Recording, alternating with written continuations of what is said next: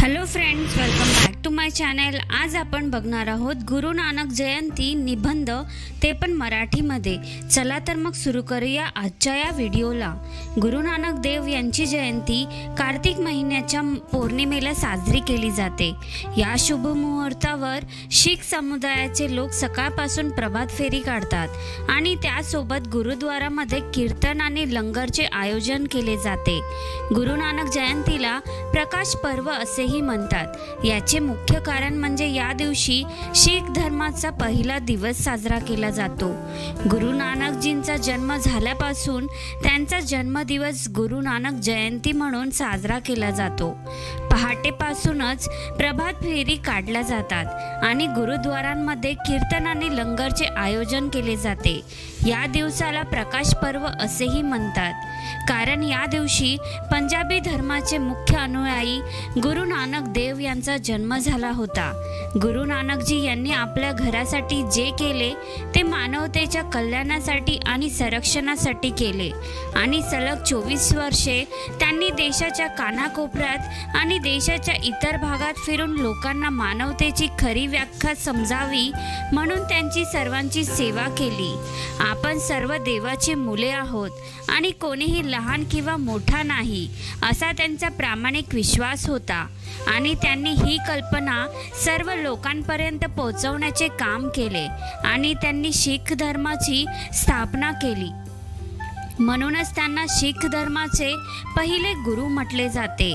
याशिवाय त्यांनी समाजात प्रचलित असलेल्या अंधश्रद्धा आणि कुप्रथांना कडाडून विरोध केला आणि लोकांना जागरूक करण्याचे कामही केले।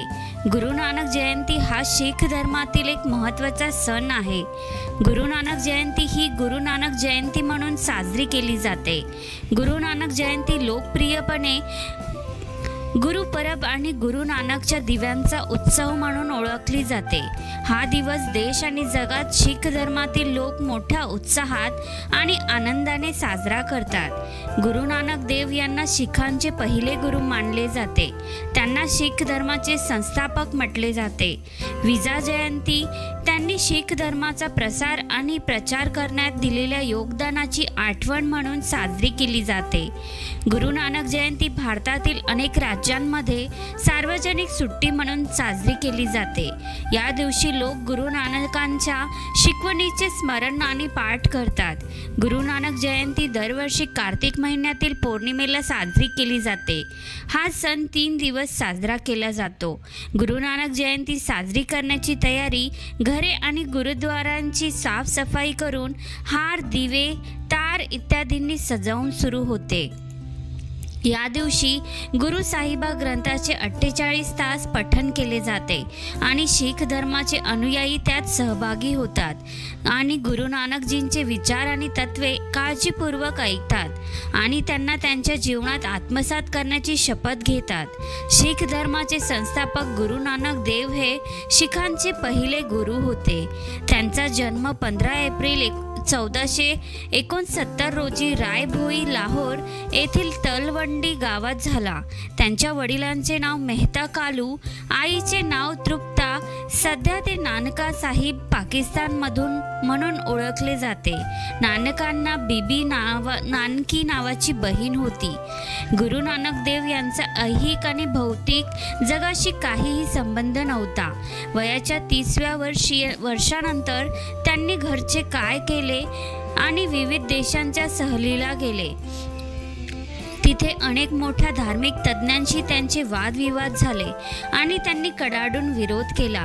धर्मातील व्यापार, धार्मिक घोटाळे आणि अंधश्रद्धा यांसारख्या गोष्टी लोक गुरु नानक साहिब यांचा जन्मदिवस मोठ्या थाटामाटात, उत्साहाने आणि आनंदाने साजरा करतात। या प्रसंगी नवीन कपडे घालतात आणि घर आणि प्रार्थनास्थळे, गुरुद्वारांना दिवे, मेणबत्त्या आणि हारांनी सजवतात। या दिवशी शीख धर्माचा पवित्र धर्मग्रंथ गुरु साहिबा ग्रंथ बाबांचे 48 तास पठण केले जाते। सकाळी लोक प्रभात फेरी करतात। गुरुपरबच्या एक दिवस आधी लोक कीर्तन पालखी काढतात, ज्यामध्ये शीख धर्माचे अनुयायी हातात झेंडे घेऊन एकत्र फिरतात। या मिरवणुकीत मार्शल आर्ट्स, भांगडा नृत्य आणि भजन गायनासह शीख योद्धे नेतृत्व करतात। याशिवाय गरजू लोकांना अन्न पुरवण्यासाठी या दिवशी लंगरची व्यवस्था केली जाते। गुरु नानक देव यांच्या स्मरणार्थ गुरु नानक जयंती साजरी केली जाते।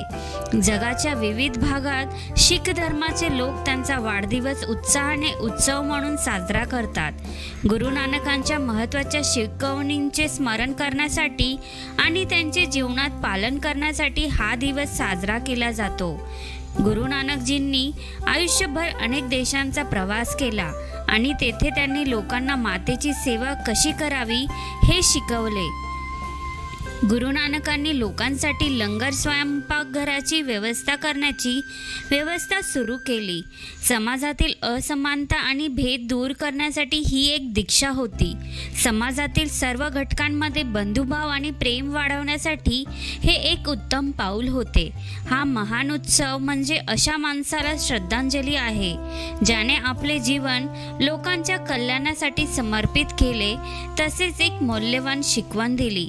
तर मित्रांनो, आजचा निबंध तुम्हाला कसा वाटला हे मला कमेंटमध्ये नक्की लिहून कळवा आणि व्हिडिओ आवडला असेल तर व्हिडिओला लाईक आणि चॅनलला सबस्क्राईब करायला विसरू नका। धन्यवाद।